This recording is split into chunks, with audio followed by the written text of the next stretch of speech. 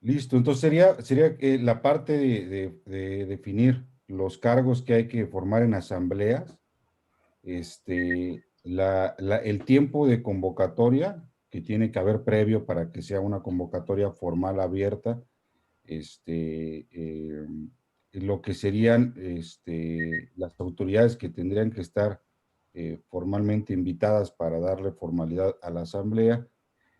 Y pues básicamente no sé si habíamos checado lo de empezar, que Ulises nos ayude ahí a concretar, y si tienen alguna base, pues mejor lo que es el formato de la asamblea, y ya luego el proceso que desencadenaría de a dónde se presentaría ese documento, y pues ir ya como que al paso concreto siguiente, ¿no?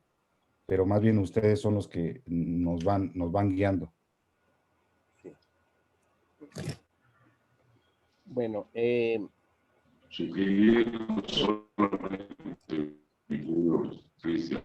No se te está escuchando muy bien, Héctor. A ver, Enrique, te escuchamos. ok, les acabo de mandar un archivo al grupo de Tlatocan. Ujú. Si, no sé si tengan la posibilidad de abrirlo. Ok, abierto. Remítanse hasta la... A mí no me llegó, ¿eh? Es que no estás en el... Bueno, ¿me permiten ya. invitarlo a Ulises? Sí, ¿verdad? Por Sí. favor. Ya el Tlactocan. Gracias. Es el Tlactocan político, Ulises. Ok. Perfecto.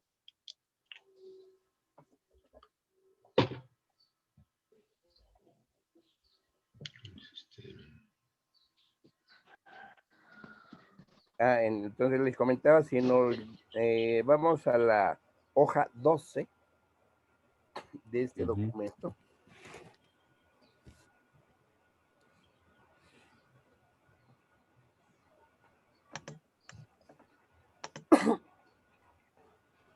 Bueno, les pongo en antecedente. Este documento que les acabo de compartir es un documento que trabajamos en la legislatura del Estado de México, en la que está vigente en estos momentos, la que está en funciones.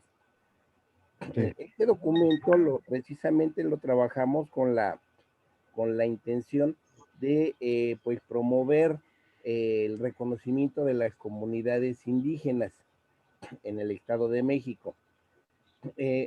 Remitiéndonos a la legislación, recordemos que la Constitución Política de los Estados Unidos Mexicanos señala que somos una nación pluricultural.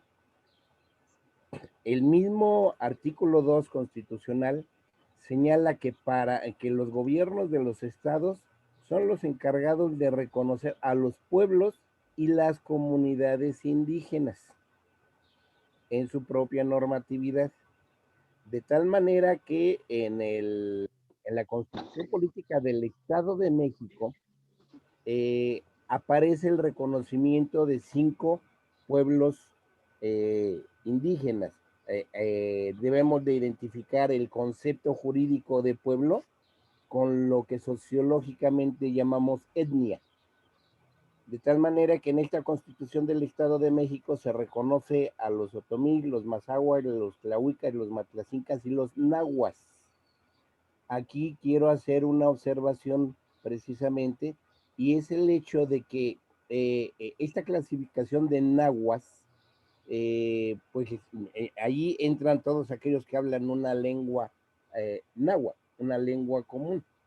Pero el detalle es que compartiendo con hermanos de habla náhuatl, también nos dicen, bueno, es que yo no soy náhuatl, yo soy tepaneca, caso Luis Miguel. Y hay quienes nos dicen que no soy náhuatl, soy acolhua, caso de los de Texcoco, ¿sí?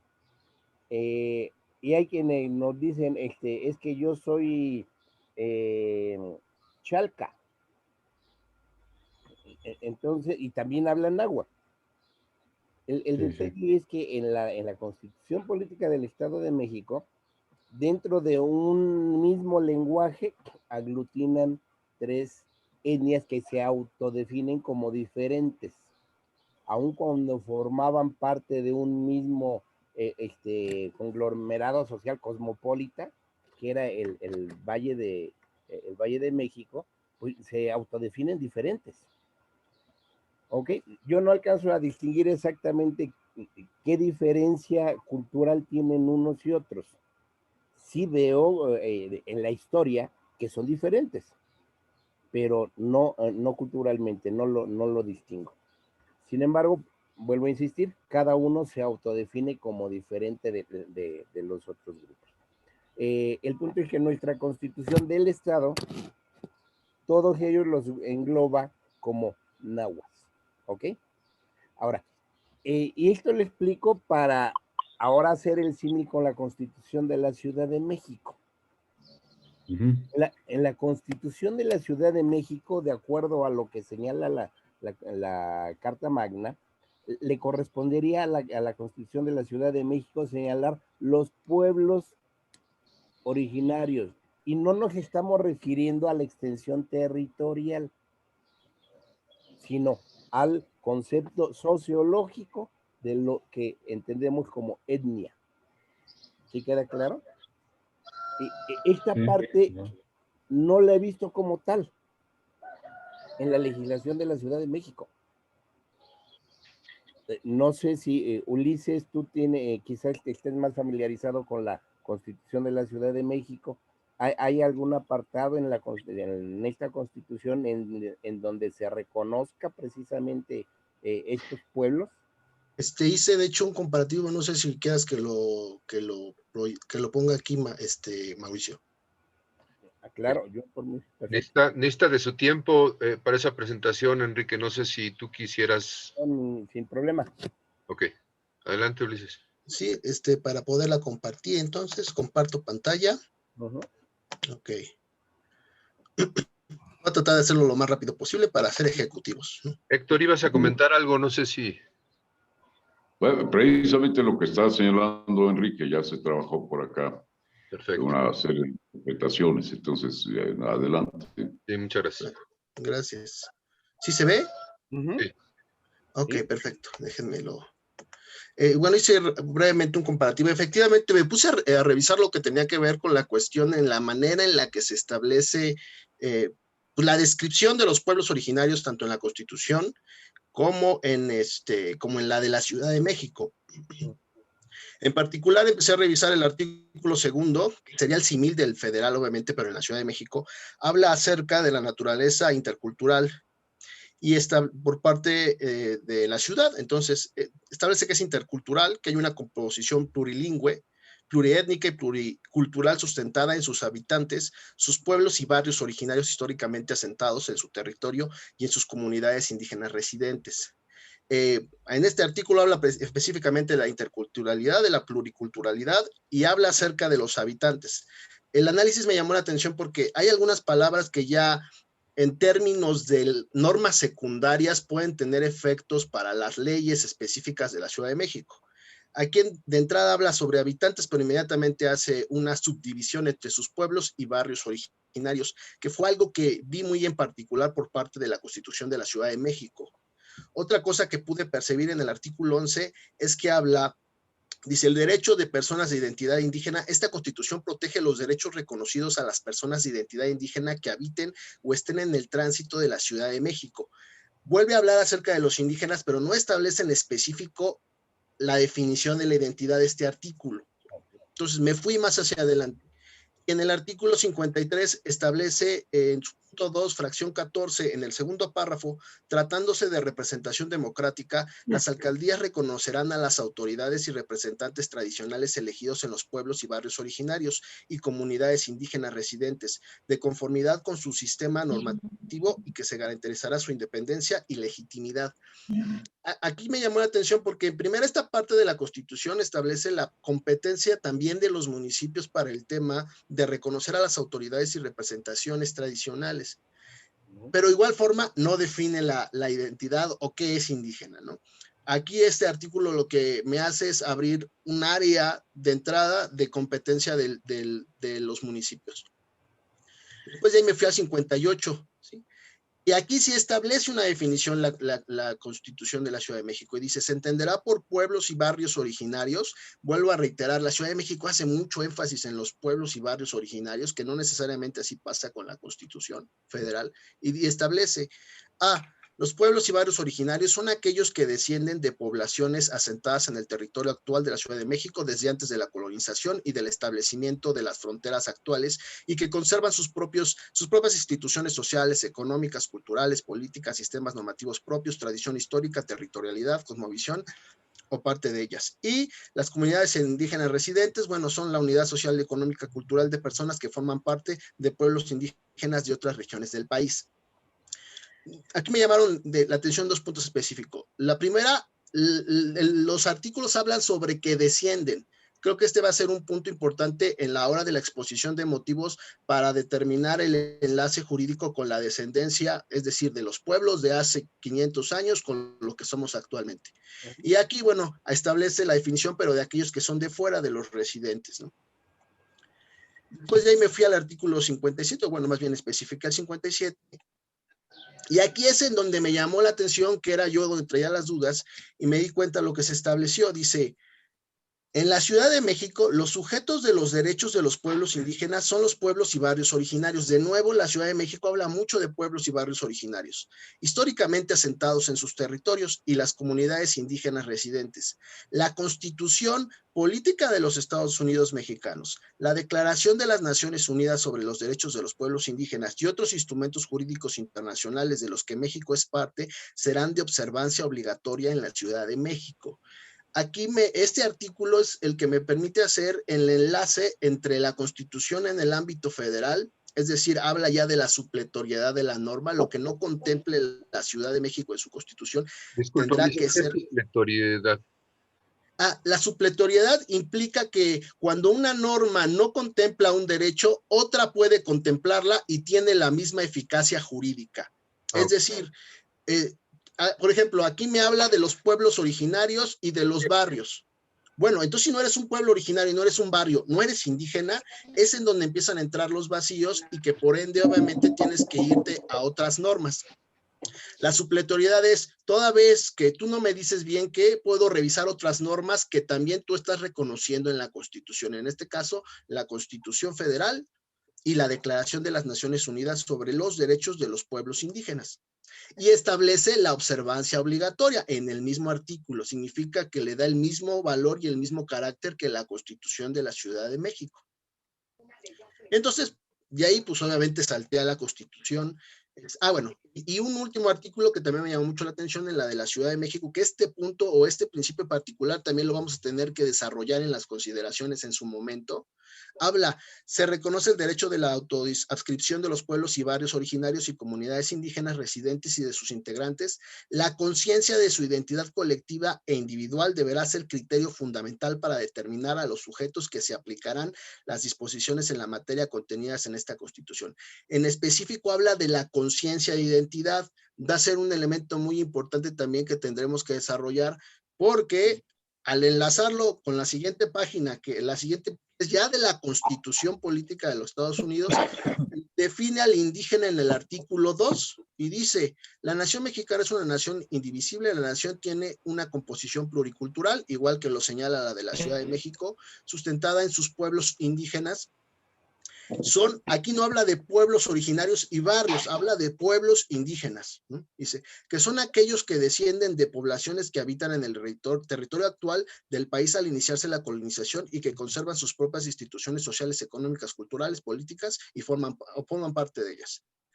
La conciencia de su identidad indígena deberá ser criterio fundamental para determinar a quiénes se aplican las disposiciones sobre pueblos indígenas. Entonces, vuelve a hacer la reiteración aquí en la Constitución, en el tema de que si yo me considero o mi conciencia es que soy indígena, debería de ser el principal elemento para determinar mi reconocimiento. Obviamente eso se tiene que pasar a papel, ¿no? Esta es nada más la descripción del derecho fundamental. Y también vuelve a marcar aquí el principio de descendencia, que aunque no hablan mucho de él, está implícito también en el texto, que establece que son aquellos que descienden de poblaciones. Entonces, este va a ser también un elemento que tendría que desarrollarse en la exposición de motivos posteriormente. Entonces, como también la Constitución de la Ciudad de México hace enlace con la Declaración Universal, México forma parte de los Estados miembros que suscribieron la Declaración de las Naciones Unidas sobre Derechos de los Pueblos Indígenas en la Asamblea General del 13 de septiembre del 2007. Y en el artículo 33 establece dicha declaración. Los pueblos indígenas tienen derecho a determinar su propia identidad o pertenencia, conforme a sus costumbres y tradiciones. Ello no menoscaba el derecho de las personas indígenas a obtener la ciudadanía de los estados en que viven. Ese es muy, muy importante, porque pues habla algo así como ejemplificándolo jurídicamente a la doble nacionalidad, ¿no? Porque eres tanto, así es, eres tanto ciudadano mexicano como en su momento reconociéndote por el Estado mexicano, pues puedes tú autoconsiderarte indígena y obviamente decir una no excluye a la otra, ¿no? Espérame, hasta ahí, espérame, sí. Tantito. Todo está perfecto, ¿vale? Está muy bien. Toda esta parte, digamos, ya la vimos, ya está analizada. También la conoce muy bien Héctor, Enrique, toda esta parte. Entonces, la ventaja es que estamos en el mismo canal, que tú también ya estás empapado de todo este tema, pero para no, que se vuelva redundante en toda esta parte. Efectivamente, ya se analizó toda esta parte. Ellos ya también tienen experiencia en la consolidación de los pueblos originarios. Ya hay una declaratoria de existencia que hace referencia precisamente a la Declaración de los Derechos de los Pueblos Indígenas. Entonces, esa parte, digamos, ya la usamos, ya usamos ese recurso. El siguiente recurso, que es lo que comenta Enrique para que nos vayamos más rapidito, es ya la formalidad ante la parte local, que sería en este caso la Ciudad de México. Como ellos mencionan, cada estado, en los estados normalmente se aplica que es el gobierno del estado quien tiene la facultad de reconocimiento, mientras que en la Ciudad de México pareciera que es a través de las alcaldías con sus pueblos y barrios originarios, que ahí es un poquito complejo porque la CEPI reconoce a los barrios originarios actualmente, a barrios originarios que no realizan actividades que son pertenecientes o parte de consolidaciones en conciencia previas a la colonización, como según lo determina la Constitución. Sin embargo, los reconoce. Mientras que no reconoce a otros pueblos originarios o indígenas que sí realizan actividades y que han preservado sus costumbres o parte de ellas, como se aclara en esta parte. Entonces, lo que necesitamos en esta parte, ya tú conociendo todo esto, toda esta presentación igual está perfecta, y si la compartes también para que no se nos escape ningún detalle, sería muy bueno. Sí, bueno, pero, ya, de hecho nada más me falta una diapositiva y las conclusiones que van a eso que tú me haces referencia aquí. Sí. Ya para concluir, ¿no? Sí, entonces, perfecto. Y bueno, ya después de todo esto, que bueno, ya me dice Cris que ya está más que conceptualizado, que bueno, hay tres puntos importantes que son los que me interesa hacer referencia. Y el primero es el concepto de la autodefinición como criterio rector. Ya existe una resolución por parte de la primera sala de la Suprema Corte de Justicia en un recurso de revisión 450 de 2012, donde hace unas consideraciones de la autodefinición como criterio rector. Ese de entrada nos puede servir. Y ya para entrar en la conclusión creo que eso es lo que me interesa aquí plantear para ir exactamente a lo que estamos platicando es, por lo que estuve revisando, existe competencia de reconocimiento en los 3 niveles de gobierno, es decir, en el municipio, en el estado y en la federación, ¿sí? Y dentro de esos trámites tendríamos que incluir el tema de la conciencia de la identidad, la descendencia, que esto seguramente existe en jurisprudencia por parte de la Corte o de los tribunales colegiados y nos ayudaría mucho también para fundamentar los documentos, así como el de la revisión, es decir, el que les había dicho de la Suprema Corte, que trae ya un análisis por parte de los ministros de cómo es que ellos justifican esa autodefinición para ser reconocido pues, por parte de la Suprema Corte ya dentro del derecho aquí en nacional. Entonces, obviamente aquí nos importa mucho lo que nos puedan compartir de la experiencia que ustedes han tenido con los trámites, pero lo que pude revisar de los 3 niveles es que tanto el municipio como el estado y la federación tienen la competencia e incluso si ustedes lo consideran pertinente, podría hacerse trámite o intento en los 3 niveles y posiblemente alguno de los 3 podría ser el que lo aceptara y ayudaría al reconocimiento en los otros 2. ¿Hasta ahí? Perfecto, muy bien. Sí, en esta parte pues decíamos, está perfecto, está muy bien, hay que hacer el intento en las 3, nos vamos a ir de la parte local porque en la Ciudad de México Bueno, hay que sacar las alcaldías,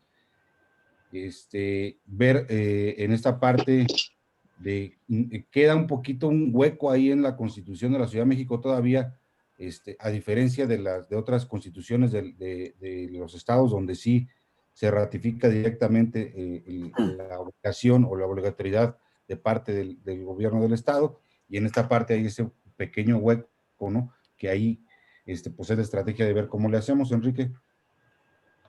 Sí, muchas gracias. Pues rápidamente en relación a ver, ¿sí me oyen? Sí, Sí. perfecto. Ok. Si quieres ya dejar de compartir, por favor. Ah, sí, permíteme, déjame, le doy.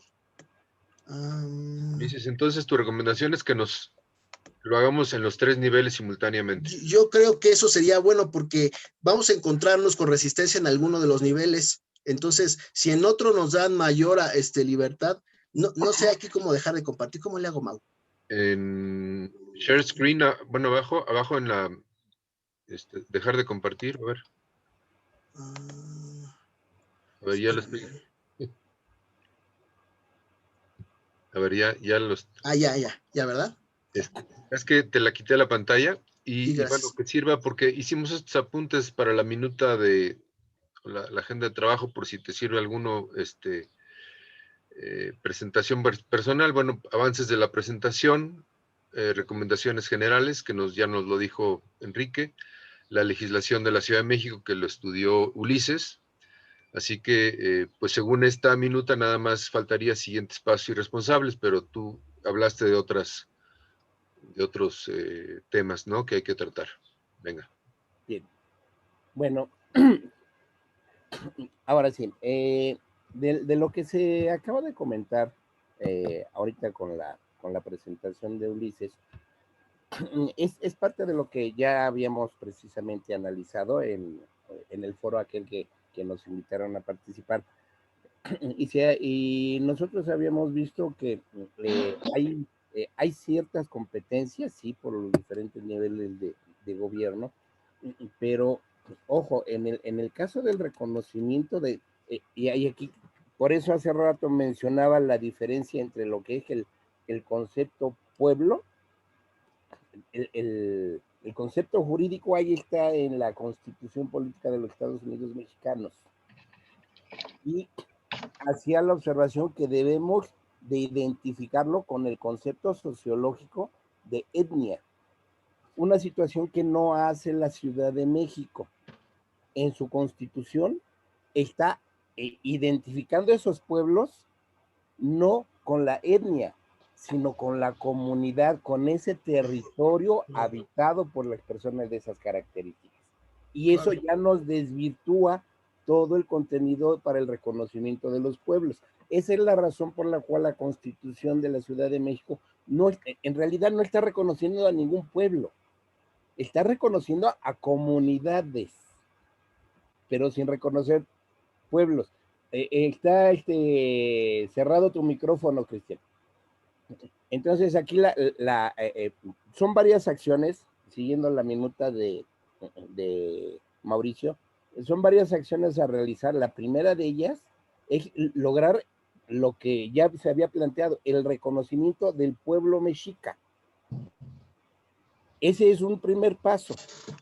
Pero es una situación que no contempla la Constitución de la Ciudad de México. Entonces, se tiene que hacer todo el argumento jurídico para presentar precisamente esa iniciativa de ley en donde se modifique la misma Constitución de la ciudad y se reconozcan al pueblo mexica como el pueblo de esa zona territorial. ¿Ok? Ese es un primer punto. Okay. Otro punto diferente es, bien mencionabas ahí, mencionaba Cristian, hay comunidades, y ahora ya no hablamos de pueblos, estamos hablando de comunidades. Y el símil con lo que señala la Constitución de la Ciudad de México, aquí estamos hablando de los pueblos originarios. Y estamos hablando de esos pueblos originarios como Coyoacán, como Xochimilco, como Azcapotzalco, como Tlacopan, como Tepeyacac, etcétera, etcétera. ¿Cierto?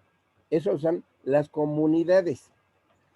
En términos del reconocimiento de comunidades, efectivamente la Constitución de la Ciudad de México le da la atribución a las alcaldías. Esto ya lo habíamos visualizado, ¿verdad, Cristian?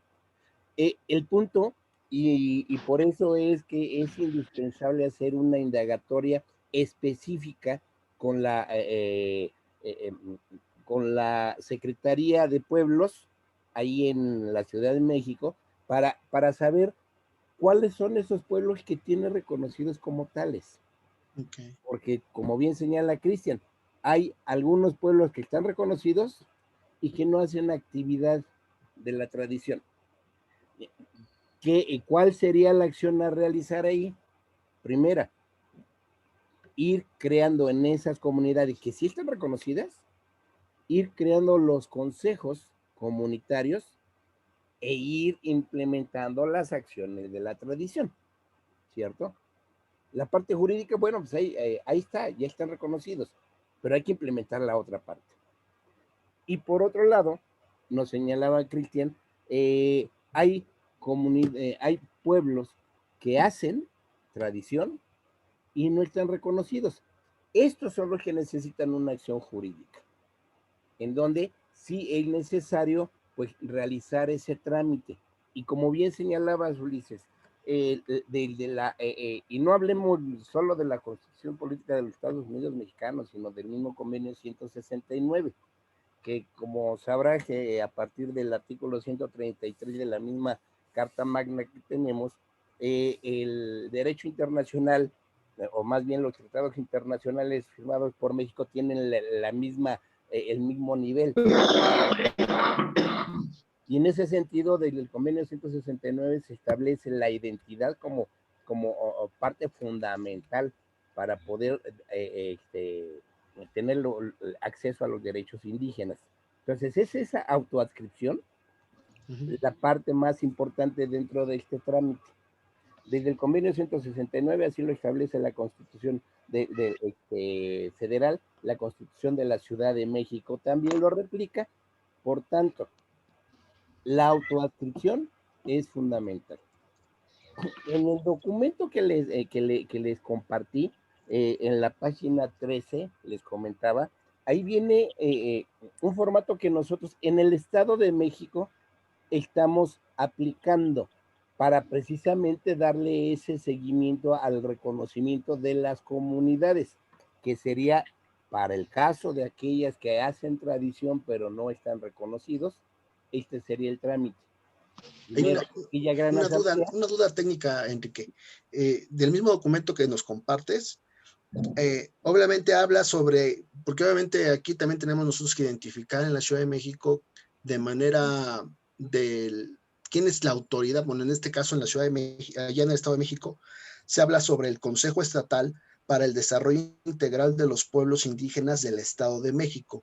Yo entendería que ese consejo ya está instituido y tiene las atribuciones para poder establecer esta convocatoria, recibir estas solicitudes y dictaminar, obviamente en este caso, que reconoce a aquellos que cumplan con esos requisitos. Lo mismo tendríamos, entiendo, que identificar en la Ciudad de México, pero ¿qué organismo sería acá, no? Ya está identificado. Mira, Okay.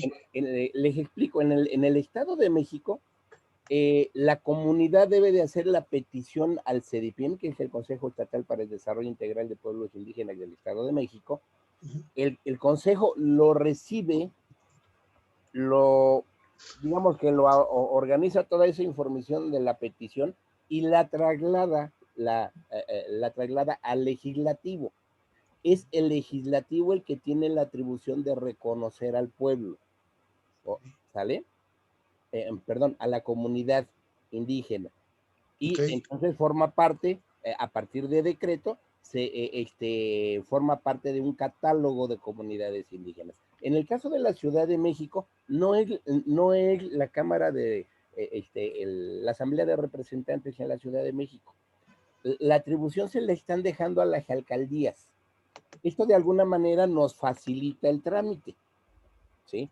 Porque no hay que llegar a tener un consenso, un debate y todo ese rollo en el legislativo, sino es más de carácter administrativo. Ahora, pero aquí está otro punto. Una cosa es lo que señala la normativa en cuanto a la identidad indígena, esa autoadscripción, y otra cómo se ha trabajado en México. En México los tribunales no aceptan la autoadscripción nada más porque a mí se me ocurrió decir que soy indígena y ya te lo acepto. No. Hay un concepto que están manejando los tribunales en México y es el concepto de autoadscripción calificada. ¿Qué significa esto? Sopórtame en qué estás fundamentando tu autoadscripción. ¿Sí? ¿Eres mexica? ¿Por qué eres mexica? Demuéstrame, aquí dame papelito, ¿no? Algo que sea congruente y entonces yo, tribunal, te lo acepto. ¿Y por qué me refiero a los tribunales? Porque al hacer un trámite administrativo, ustedes saben cómo se maneja esta situación de la política. A lo mejor tú quieres reconocer al pueblo, es más, vámonos a un hecho concreto, al pueblo de Tlacopa. Tlacopan es lo que actualmente está Cuba, ¿cierto? Y sin embargo, dudo que Tacuba esté dentro del catálogo que tiene la Ciudad de México. Entonces, ¿por qué? Por todo lo urbanizado y demás, quizá ni aparezca, igual que Azcapotzalco, ¿sí? Habrá que checarlo. Por eso es importante tener ese catálogo que tiene la Ciudad de México. Y a partir de ahí, a ver, vamos a reconocer este pueblo originario, pues habrá que armar una carpeta con toda la documental necesaria, y esto implica también lo histórico de cómo existía esta comunidad antes de que llegaran los españoles, cómo se fue desarrollando esta comunidad a lo largo del tiempo, qué tiene actualmente esta comunidad, inclusive en este mismo documento que les envié, me parece que aparece que hay otra información adicional que va incluida con esto. Sí. Sí, todo este documento habla de esta carpeta que hay que armar, que sea el soporte de la autoadscripción. De manera tal que para que se tenga el reconocimiento, son tres elementos. Primero, es la autoadscripción. Una autoadscripción que tendrá que ser, por ahí ya se nos fue el compañero. Sí. Bueno, a ver, entonces, comentábamos, la primera parte es esa asamblea, porque tiene que ser en la asamblea, una asamblea en donde estén presentes los ciudadanos de ese ámbito territorial y que en la asamblea se autoadscriban y digan, sí, yo soy mexica, o yo soy no sé, tepaneca en el caso de los de Tacubaya, ¿no? O yo soy Xochimilca. O Xochimilca. Soy Xochimilca y me autoadscribo como tal. Ah, ok, perfecto. Se tiene se elabora el acta. Yo ahí en ese documento viene precisamente el acta que nosotros elaboramos ajustada a las normas del Estado de México. Sería seguir el mismo sistema haciendo los ajustes a la normatividad de la Ciudad de México. ¿ok? Pero bajo los mismos criterios que ahí se señala.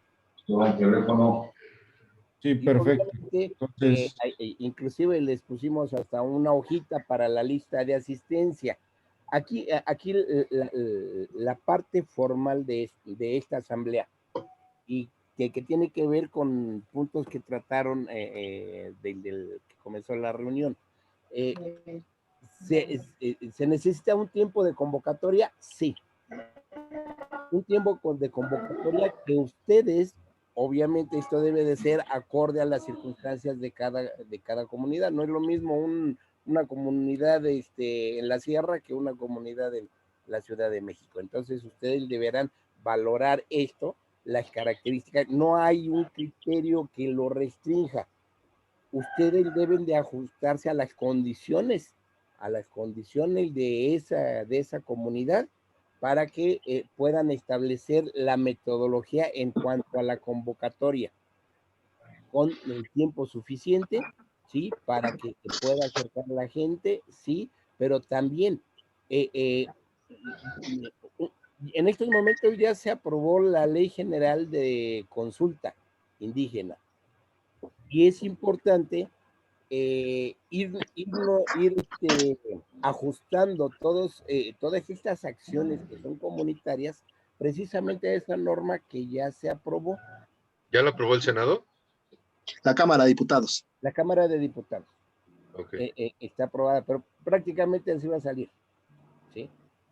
Aun cuando no está publicada, pero de aquí a que se van armando todas estas actividades en la Ciudad de México, pues va a coincidir con el hecho de que ya esté.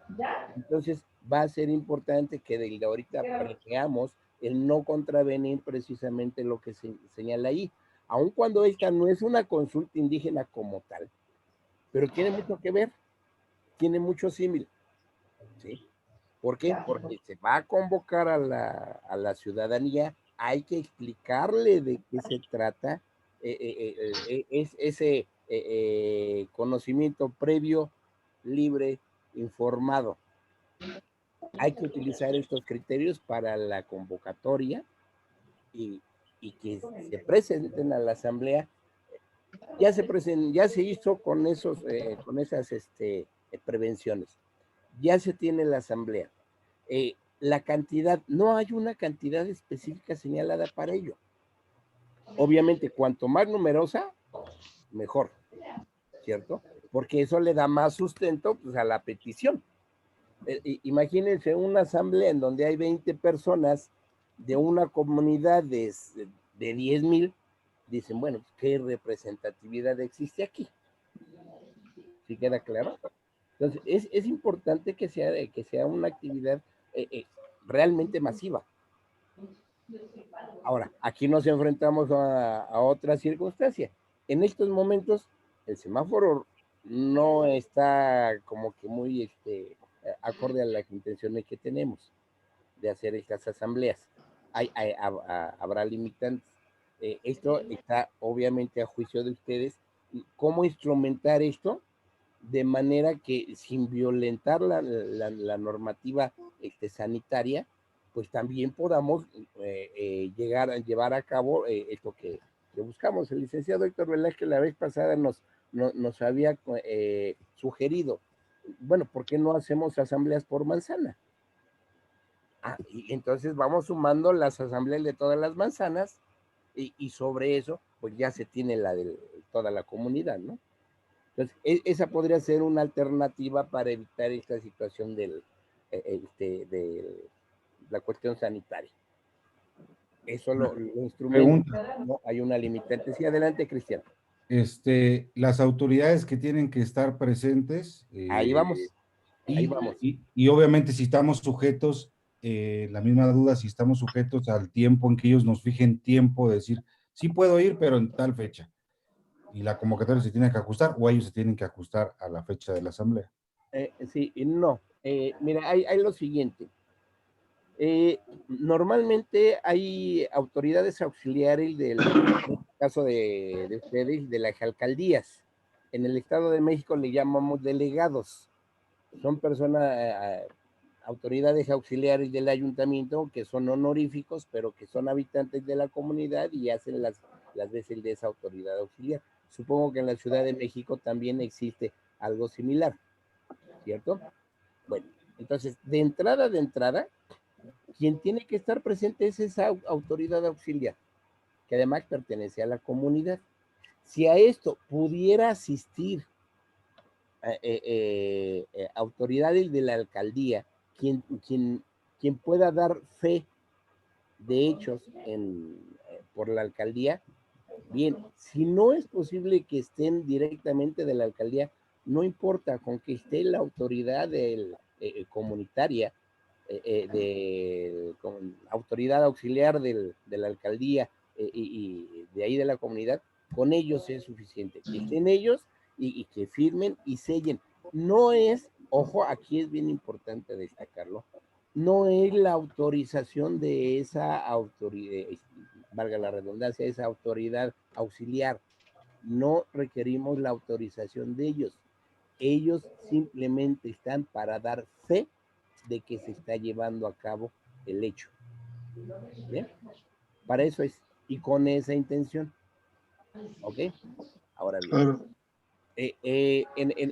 Entonces ya tenemos una convocatoria que se hace previa al libro informada, asisten las personas a la asamblea, como ya se les explicó, se les vuelve a insistir en la presentación, y se hace al estilo de nuestros pueblos, en la asamblea abierta, mano alzada, sí, queremos autoadscribirnos, vale.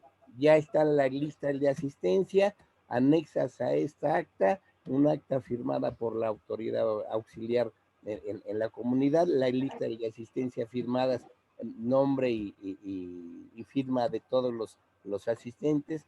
Aquí la sugerencia es que se anexen fotocopia de la credencial del lector de cada uno de estos ciudadanos participantes, porque son el soporte de que las firmas no son falsas, de que la persona territorialidad también. y la territorialidad, ¿sí? Personas que tienen su credencial de elector de ese lugar. Sabemos que muchas personas viven en un sitio y tienen su credencial con otro. Esa no vale. Tiene que ser con domicilio de esa territorialidad. ¿Sale? Y bueno, aquí ya estamos tomando los puntos que hace rato nos comentaban, ¿cierto? Esas características específicas debe de tener la asamblea, cómo llevar a cabo la asamblea. El fundamento jurídico aparece en el documento que les anexé en el grupo. Allí aparece cómo elaborar el acta. Obviamente, y le comentaba hace un rato que te sacó el sistema, Ulises, ahí aparece conforme a la normatividad del Estado de México. Ahí solo habría que hacer el ajuste que cargaríamos a ti como especialista en el derecho, de que lo ajustaras a las normas locales de la Ciudad de México y bajo el mismo mecanismo, ¿sale?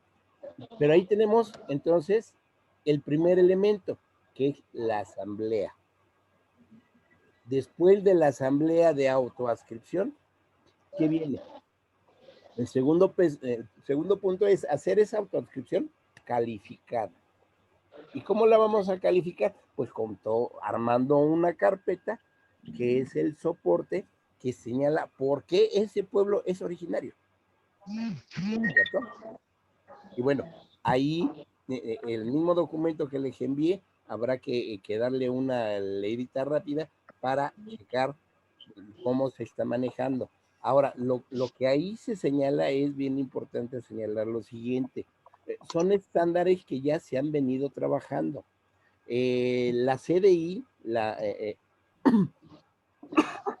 que es el antecedente del actual Instituto Nacional de Pueblos Indígenas, ya trabajó esa metodología en otros estados.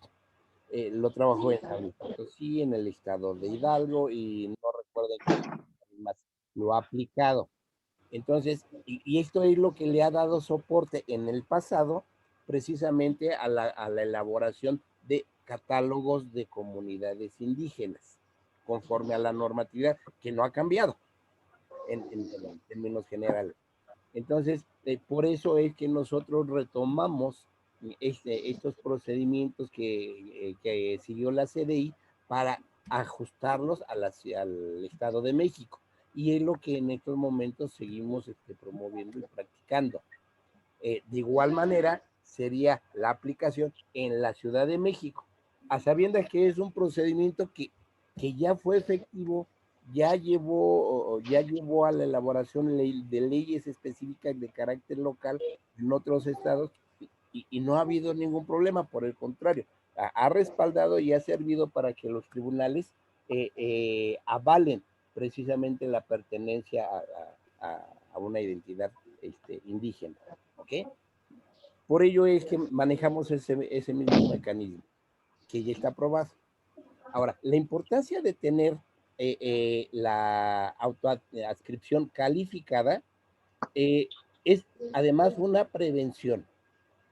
Una prevención porque sabemos cómo se manejan las cuestiones políticas, y es lo que hace rato les iba a comentar. A lo mejor una comunidad quiere su reconocimiento, pero como no hay buena relación con el alcalde, en el caso de la Ciudad de México, pues se los atoran, ¿no? Dicen no, y no, y no. Ah, pero ¿qué crees? Sí, cuando llevamos una autoadscripción calificada, haces la solicitud. Por ahí elaboré también un oficio, obviamente diseñado para el Estado de México. Allá habrá que darle la formalidad para la Ciudad de México, pero es el oficio de solicitud para que se haga el trámite de reconocimiento. Ya con la autoadscripción calificada se hace la solicitud de la autoadscripción, en este caso ante el alcalde, y si en algún momento se le ocurriera decir no, lo metemos al tribunal, tan sencillo como eso. ¿Y qué creen que va a hacer el tribunal? Va a fallar a favor de. ¿Por qué? Porque la autoadscripción está reuniendo todos los elementos para que sea reconocida como tal, y además se está convirtiendo en calificada, que es lo que exigen los tribunales. Entonces, nos estamos anticipando. Quien nos dice sí, ya pasó, nos reconoce, ya estuvo. Ah, que no nos reconoce, pues lo metemos a tribunales y nos van a tener que reconocer a fuerzas. ¿Sale? Por eso se está previendo de esa forma, y así lo estamos manejando en el Estado de México. Entonces, tenemos por un lado la autoadscripción, por el otro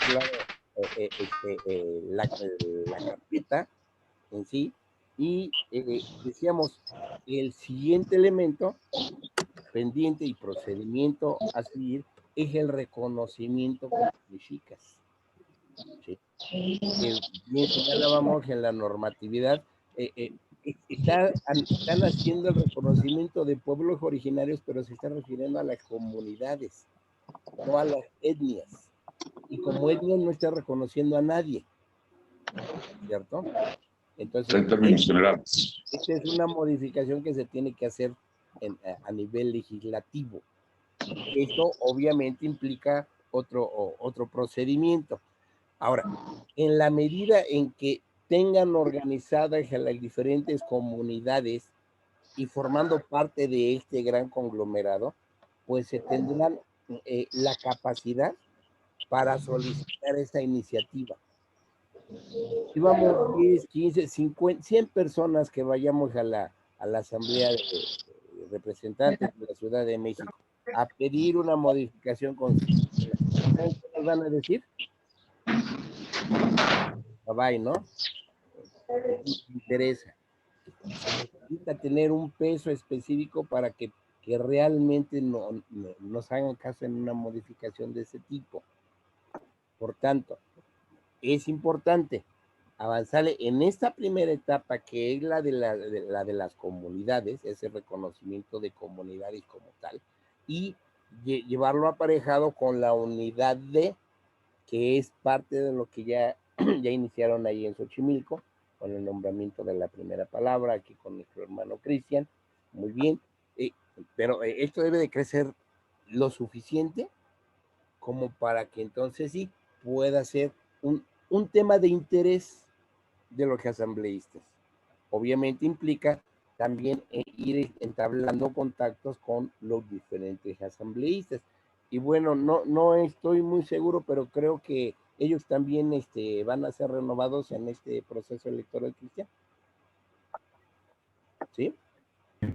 Sí, eso es verdad. De hecho, por ejemplo, ahorita la Cámara de Diputados el día de ayer cerró con el periodo ordinario, que sería también ya el último, e instalan permanente. Entonces, al instalar permanente ya no pueden aprobar ni dictaminar, solamente tocan ciertos temas específicos, y seguramente en septiembre es cuando se renuevan las legislaturas. Ok, entonces, muy bien, entonces se renuevan al mismo tiempo que acá en el Estado de México, las legislaturas locales. Perfecto. Esto lo pregunto precisamente para ver los tiempos. La actividad entre las alcaldías se puede hacer aún con las actuales alcaldías. Sí da tiempos. Sin embargo, para la parte, el último trámite que es el reconocimiento de los mexicas como tales, ya no da tiempo en este año.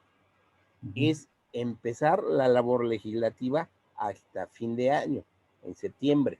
Y que por lo general se abocan más a la cuestión de presupuesto. Sí, de aquí a diciembre. Y los otros temas se quedan para empezar, ¿cierto? Entonces, hay que ubicarnos en estos tiempos legislativos para ir coordinando esas acciones en base a esos tiempos. Ir trabajando lo de las comunidades, reconocimiento de comunidades de aquí a diciembre y el reconocimiento de los mexicas en la legislación ya a partir del mes de enero. No sé si es en enero cuando inicia el nuevo periodo de sesiones en la Asamblea Legislativa de la Ciudad de México. Sí, creo que es en febrero, pero... Febrero. Ok, a partir de ese momento, ¿no?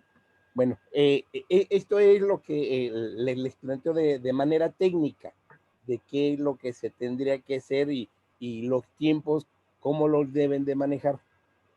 Ahora sí, todo está en sus manos y no sé si... con base en todo esto, ya estaríamos prácticamente listos para en agosto, entre julio y agosto, empezar a sacar todo lo que serían las convocatorias y derivar las diferentes asambleas, y ya irnos con toda la calma del mundo. Sirve que ya pasaron el tema de las elecciones y ya no nos meten ahí en esa situación también, ¿no? Que habíamos platicado que se nos estaba encimando ahí con ese tema y iba a ser un poco delicado. Entonces, lo vamos a trabajar en ese periodo, prácticamente empezar a construir hasta ahorita mayo lo que sería el trabajo. Más o menos nosotros, por consideración de los tiempos del calendario, nosotros tenemos que tener al menos 20 días de convocatoria para que sea formal y legal para nosotros conforme a usos y tradiciones, y empezar a derivar ya las asambleas. Ya el trámite, pues se va a ir obviamente hasta el otro año, pero no pasa nada. Y vamos avanzando. Así estaría, pero ya estamos prácticamente, en muchos lugares prácticamente está listo para empezarse a hacer. Por ahí quería comentar adelante, algo. Héctor, adelante, levantaste la mano. Adelante, Héctor, tu micrófono. Hay que activar tu micrófono para escucharte, Héctor. ¿Ya está? Sí, ya. ¿Ya está? Sí, Nada más quería hacer una situación complementaria que al principio preguntaba a Ulises y que tenía dudas al respecto. El pueblo originario es importante la denominación, porque casi toda la literatura sigue siendo pueblo indígena. ¿Cuál es la diferencia? Y esto lo sabes tú, abogado, Ulises. Primero en tiempo es primero en derecho. En el caso de indígena, que viene de otro adjetivo, gentilicio, nos pone como un resabio de la historia. Y somos una realidad que sigue vigente en este país. Entonces sí es importante ese señalamiento en los términos de los escritos. Hay una diferencia muy tajante en materia de derecho sobre la denominación. Primero en tiempo es primero en derecho. Por eso es importante pueblo originario.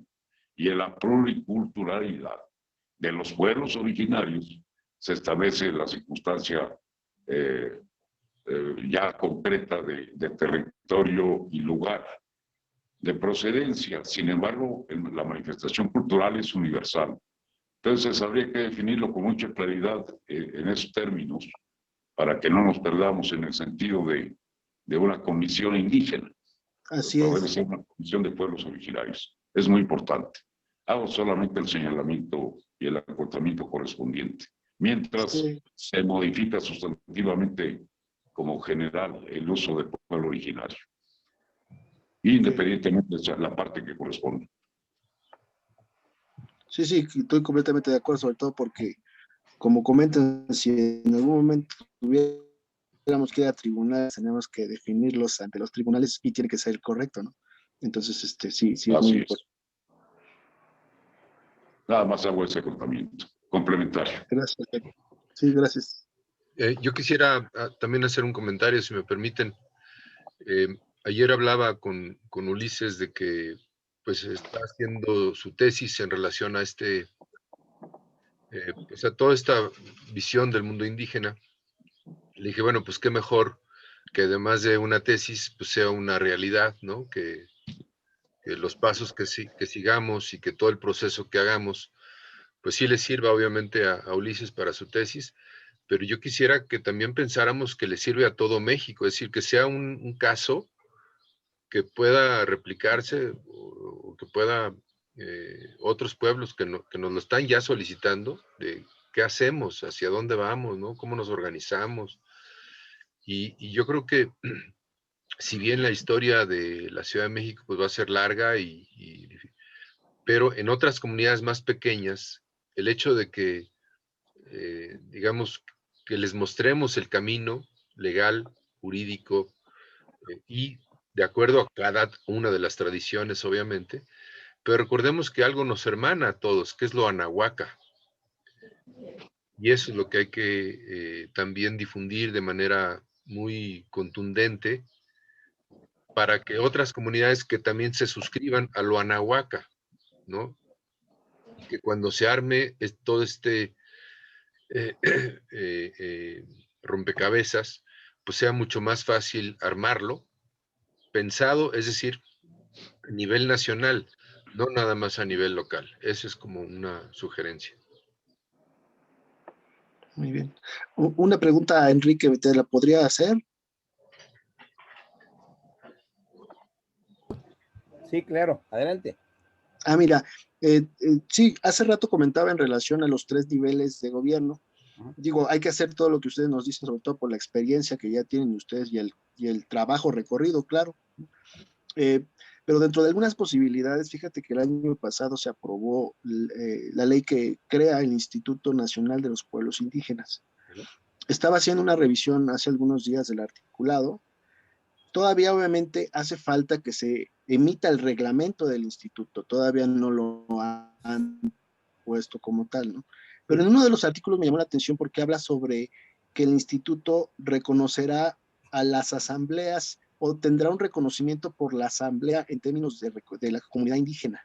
Entonces, aún no se ha emitido el reglamento. Es posible que a lo mejor dentro de la emisión del reglamento, que ya es más específico, tal vez habrá también un procedimiento nacional en relación al reconocimiento por parte del Instituto Nacional de las Comunidades Indígenas. Bueno, Entonces, me imagino que de ahí puede ser. bueno, al respecto, te comento lo siguiente. Hace un rato mencionábamos que ya se aprobó la Ley General de Consulta Indígena. Consulta. Durante el procedimiento de consulta para la consulta, Sí. se planteó un cuadernillo de informativo en donde se planteaban el articulado que se proponía. Nosotros, como Consejo Supremo, Tommy, enviamos una observación muy clara a ese cuadernillo y afortunadamente nos hicieron caso, porque en ese cuadernillo se planteaba ya desde la misma ley establecer quiénes eran o más bien el mecanismo, que sería la federación la encargada de reconocer a los pueblos. Y esto es anticonstitucional. Así lo hicimos ver como Consejo Supremo, Tommy, por escrito. Finalmente, y esto creo que fue un éxito por parte de nosotros al señalarles que lo que ya comentamos con anterioridad, que la Constitución establecía en el artículo 2 que son los estados los que deben de dar ese reconocimiento a pueblos y comunidades. Y por tanto, una ley secundaria, como es la ley de consulta, la ley general de consulta, pues no podía suprimir la Constitución. Finalmente, quedó aprobada en los términos en que señala la Constitución Federal, respetándola. Ahora, si nos vamos en ese sentido, al hacer el análisis de la ley que crea el INPI, y bien lo señalas, habla de varias atribuciones del INPI que son anticonstitucionales. Esa es una de ellas. Ahora, ¿por qué lo redactaron de esa forma?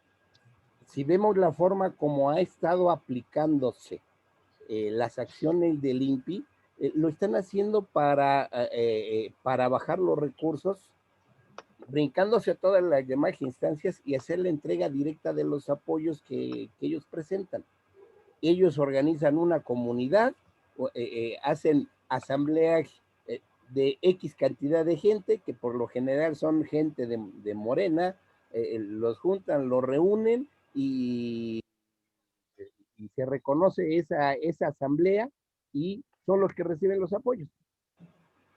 Esa es la finalidad real de esa normatividad del INPI, que vuelvo a insistir, como reconocimiento jurídico real de las comunidades, no es procedente, porque está establecido en la Constitución que son las entidades las que tienen esa atribución.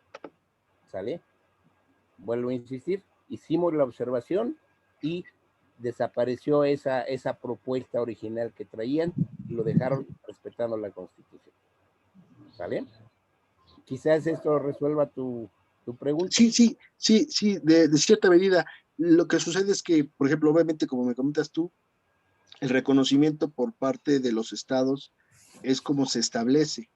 Pero, por ejemplo, ya ves que nos habías comentado sobre ciertas etapas, ¿no? Como, por ejemplo, la primera, la fe pública de los actos específicos sobre las tradiciones, ¿no? Previo al reconocimiento. Entonces, el Instituto Nacional no podría ser un fedatario, aunque no emitiera el reconocimiento, sino de las actividades de carácter, de costumbres tradicionales. Es que no tiene el carácter de fe pública. O sea, entiendo, entiendo, pero al ser una autoridad, lo que sí sucede es que puede ser una documental pública, ¿no? Y eso implica ya un vínculo jurídico. Entonces, aunque no puede ser tal vez como tú, muy precisamente fedatario, sí implica que se convierte en una documental pública que después puede ser una prueba pública. Entonces, por eso si bien el reconocimiento, por ejemplo, en el Estado de México lo hace el Congreso y posiblemente en la Ciudad de México por las lagunas tenga que ser el municipio, las autoridades entre sí, por ejemplo, el Instituto Nacional de Antropología e Historia y otros, emiten actos públicos y que se convierten en documentales públicas. Entonces, no sé si ante esas circunstancias esos mismos documentos después nos podrían servir para fundamentarlos ante el municipio, sí, aunque el municipio sea el que lo reconozca. Sí, así es. Sí, es esta parte, un poquito. Adelante. La parte documental, en esta parte que estás trabajando, que es perfecto, esta parte que estás pensando, esa parte documental ya la tenemos visualizada. Por eso es que platicaba contigo en los Tlactocan, la parte de realizar las actividades y los convenios institucionales con las diferentes instituciones. No es un capricho, es algo que se tiene que hacer por estrategia. Entonces, nos estamos dando de alta y haciendo las actividades con CONACYT para que ellos, de alguna manera, esa documentación, no solo con el INPI, sino esa parte nos dé la credibilidad de la ciencia nahuaca de tradición, con en la parte de medicina tradicional. Todo eso va a ser una documental que de alguna manera se va a tener, no solo con el INPI, que te diga de un uso y costumbre, sino con las diferentes instituciones en donde ya de alguna manera te dan esa validez sin podértela dar, sin darte fe, pero te lo están dando. Entonces, toda esa documental la vamos a ir trabajando a la par. Sí, exactamente. Estamos en la línea correcta. Todo esto suma a ver, nosotros nos reconocemos y tan es así que existimos, que hemos tenido estas actividades con tal institución, con esta otra, y todo esto respalda precisamente, va formando parte de ese el gran legajo documental que va a soportar, le va a dar la categoría de calificada a esa autoascripción. Totalmente de acuerdo. Yo tengo otra pregunta, Enrique, Héctor. Sí. En algunas discusiones en el grupo de Yo Soy Mexica, yo he argumentado de que no es un gentilicio, puesto que ya venían en esta migración, ya venían siendo mexicas, porque Huitzilopochtli ahí se los pidió en la crónica mexica. Y entonces llegan a este altiplano ya siendo mexica. Y le nombran Tenochtitlan, ¿no? En ese sentido, y si entendemos o si pudiéramos entender la historia de que más que un cacique fuese un avatar o algo más místico, estamos hablando de que en términos históricos probablemente estamos hablando de una tradición sagrada, no de un gentilicio, no de un color de piel, etcétera, porque vemos además que se mezclan y hay mucho mestizaje en esta migración de 250 años. Entonces, culturalmente toman sabiduría de todos los pueblos de Anáhuac, y lo concentran aquí, toda esa sabiduría, y se concentra en Tenochtitlan, y sobrevive, digamos que la clase jerárquica, precisamente la que tenía esa educación tolteca mística. Entonces, desde el punto de vista jurídico, etcétera, por un lado, pues sí, ¿no? Pueblos originarios, pero esa parte en donde también se nos pueda reconocer como tradición sagrada, que es muy diferente desde mi punto de vista a lo que es una iglesia, ¿no? Porque una tradición sagrada te lleva al desarrollo de tu perfeccionamiento interno. No es que vayas a un lugar y que des una propina y cosas de esas, sino busca un perfeccionamiento interno desde la convivencia humana. Esa es, digamos que la mística de lo que yo entiendo de la Toltecayo. O sea, sí se promueve la convivencia humana, pero para un desarrollo interno, ¿no? Y eso es lo que, como así puede florecer la parte Quetzalcóatl que todos llevamos dentro y que nos invitan a desarrollarlo todo el tiempo, en todas las civilizaciones mesoamericanas nos invitan a ser mejores, a sacar ese Quetzalcóatl que tenemos y que lo podemos desarrollar precisamente en esta fase humana, ¿no? Así que yo quisiera, no sé si se tiene contemplado esa parte, Cristian, o sea, que también se nos pueda reconocer como tradición sagrada tan válida como el budismo, como muchas otras.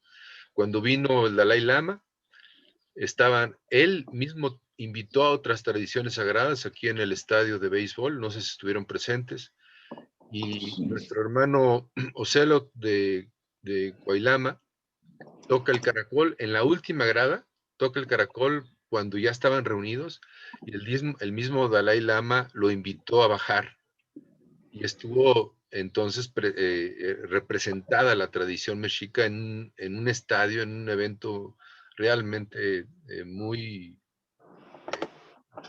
histórico, ¿no? Realmente cómo el Dalai Lama reconoce a la tradición mexica como una tradición sagrada. Es cuanto.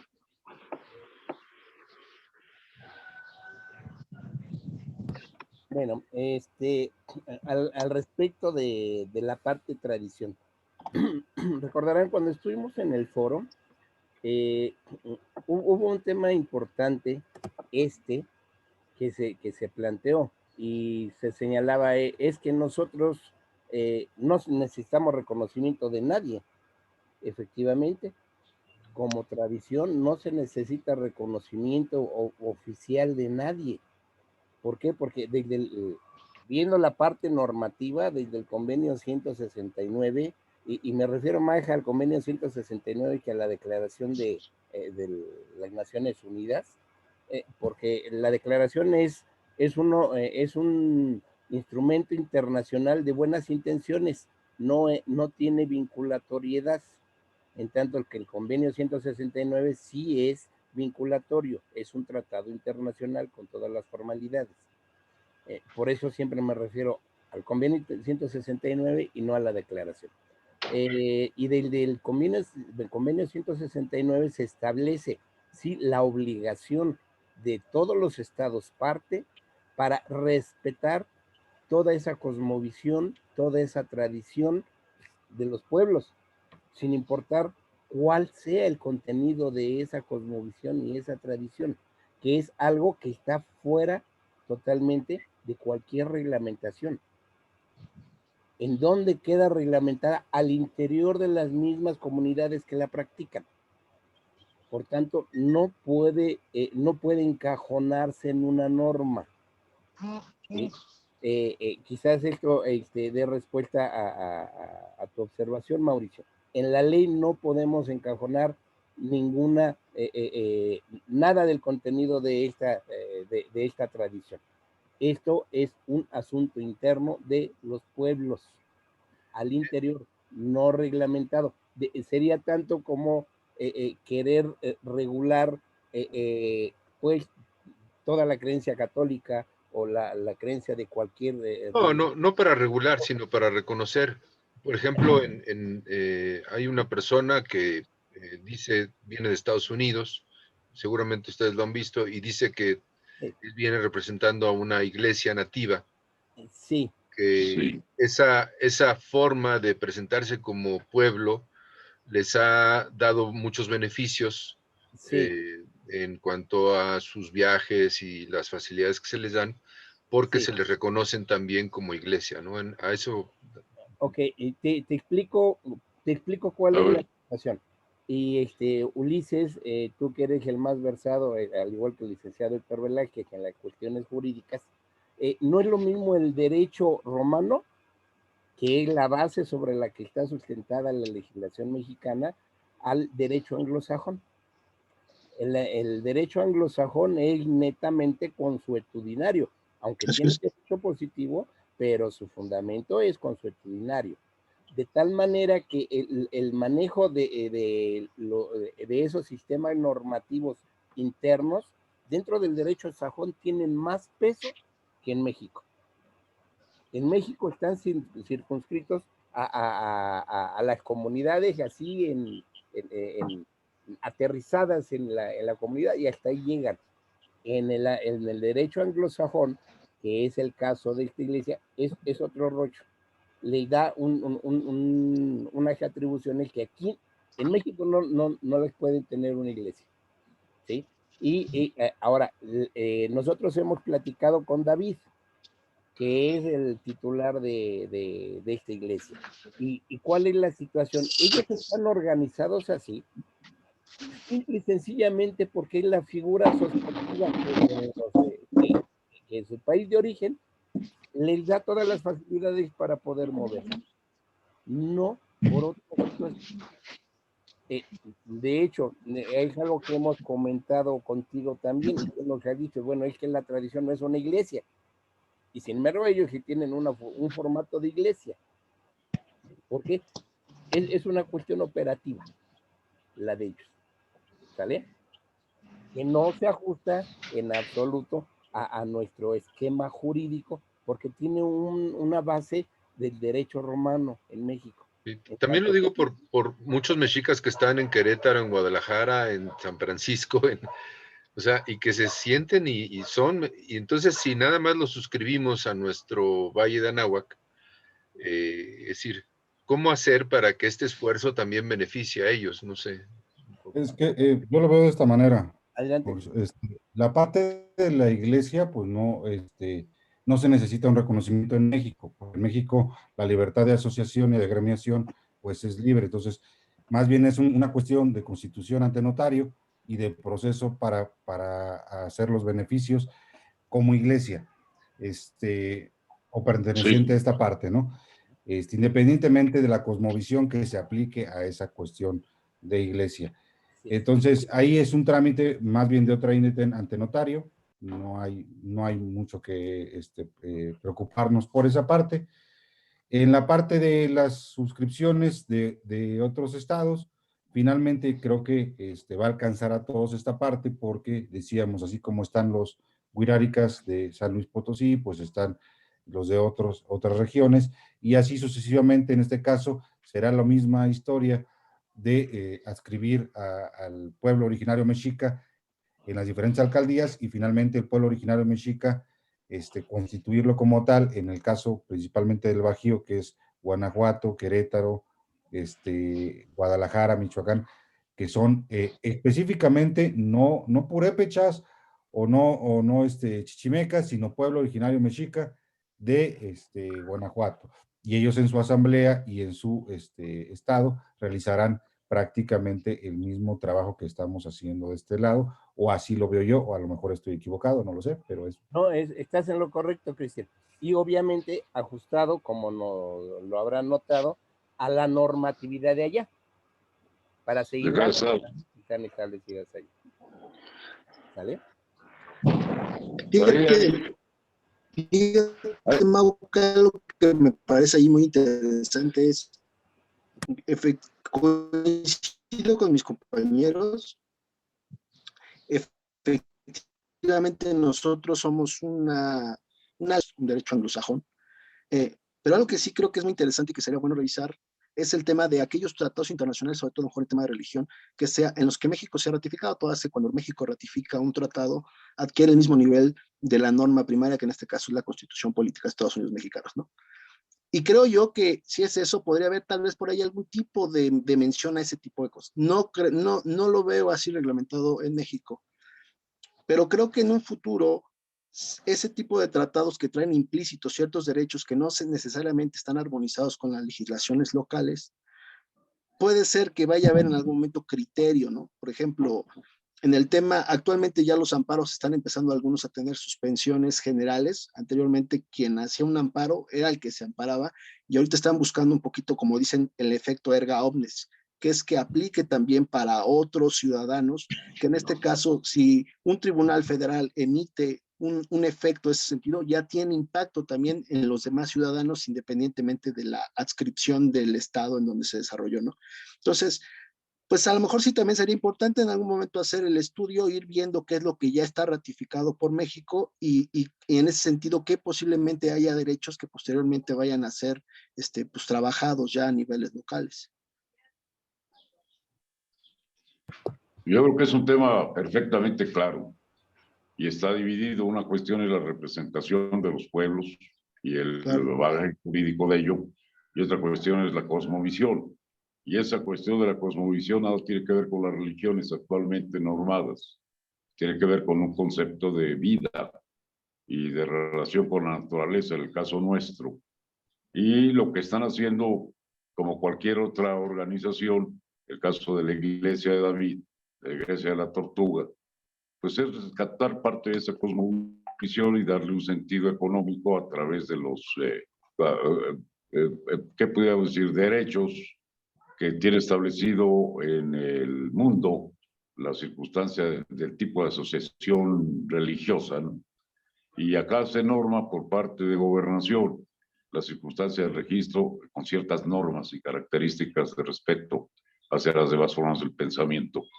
Pero son dos temas diferentes, complementarios sí, pero diferentes. ¿Sí me escucharon? Sí, Sí. Sí. Perfecto. Nada más para no mezclarlos, no corresponden. Ok. No pueden ser parte del todo todavía. Ok. Hay que ir avanzando poco a poco. No, Y no sé después, si- sí. después de 500 años, creo que es bueno el esfuerzo que nos están poniendo. Y más por la circunstancia que se avecina, ¿no? De esta pandemia sigue otra y habría que establecer rápido la velocidad para poder tener capacidad de respuesta ante los retos que están cada vez creciendo más rápido que nosotros. Es De cuanto a mi acuerdo. comentario. De acuerdo, pues yo creo que por el día de hoy, si no hay otra cosita, pues muchas gracias por todo, porque sí, parece que avanzamos mucho y seguimos trabajando. No sé si alguien más tenga otro punto. Pues de mi parte nada más agradecer como siempre a Héctor Velázquez y a Enrique Soteno del Congreso Interamericano de Pueblos Originarios, pues su apoyo, su amistad, y pues y agradecer también, ¿no? Yo solamente le recuerdo. Sí. ¿Y, Héctor? Bueno, y de Ulises, ¿no? El interés, por sí que le voy a pasar, si me permites, ya la carpeta que llevamos hecha, ¿no? Del programa de trabajo, para que lo vea y a partir de ahí todos trabajemos en esa. Sí, yo nada más quería y que trabajemos de manera en la nube, de forma colaborativa, es la forma más decirles sencilla. que recuerden que está. No se te escucha bien, perdón. No te escuchamos bien. Le está fallando la transmisión. Sí. Y bueno, por mi parte. Gusto en saludarles y muchas gracias. Gracias por la oportunidad de comentar. Gracias. Gracias, Héctor. Gracias.